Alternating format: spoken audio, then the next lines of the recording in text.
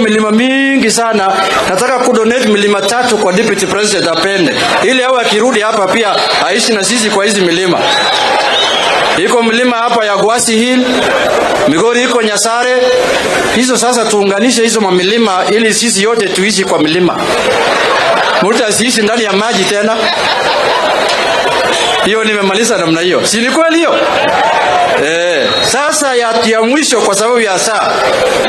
Mheshimiwa Rais, sisi kama watu ya ODM tutafanya kazi yetu kwa bunge kama minority. Na tutahakikisha ya kwamba katiba yetu imefuatwa na imetimizwa vilivyo. Tutashirikiana na serikali kwa mambo mazuri yote. Mambo ya kasoro tutakosoa. Lakini hiyo haimaanishi ya kwamba kuna watu ambao wametengenezea upinzani hapa duniani.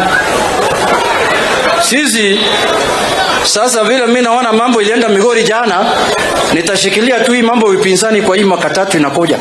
Baada ya mwaka 3 hii mnaweza tafuta mtu ya kuachia. Mungu akikubali. Lakini saa hii nitashikilia. Lakini wale wanataka upinzani wajipange. Hapa mbele inakuja nafasi. So kwa hayo machache, Mheshimiwa Rais, karibu sana. Sisi sasa tuko hapo vile umesema, na juzi vile umefanya sherehe kubwa huko State House ya kusindikiza baba yetu Raila Amolo Odinga. Na umeweka Mbadi Minister ya Finance. Saa hii Mheshimiwa Rais, watu wanasema area yetu hapa Migori na hapa South Nyanza, pesa ya Kenya inalala hapa Homabay. Hapa Homabay, hapa ndio. Na iko waziri wa Kawi. Na iko Hassan Joho. Na tena baba aende AU. Tutazungumza baada hizo vitu nne hapa mbele. Hapa tutaona nani iko na balance ya mwingine. Nani anadai mwingine kitu. Tutaona hapa mbele, Mheshimiwa Rais.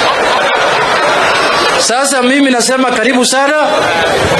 Nimesema asante, nimeshukuru. Jana umetuletea miradi, tumefungua mabarabara, tumefungua mastima huko jana. Tuendelee namna hiyo Rais. Tuendelee namna hiyo. Hiyo ndio barabara ya Mungu, jana nilikwambia. Ile barabara nyingine ilikuwa ya shetani. So tuendelee na hii barabara ya Mungu na Mungu atabariki sisi. Asanteni sana. Mungu awabariki. Asante sana Mheshimiwa Junet, acha nimwalike mzee wetu youth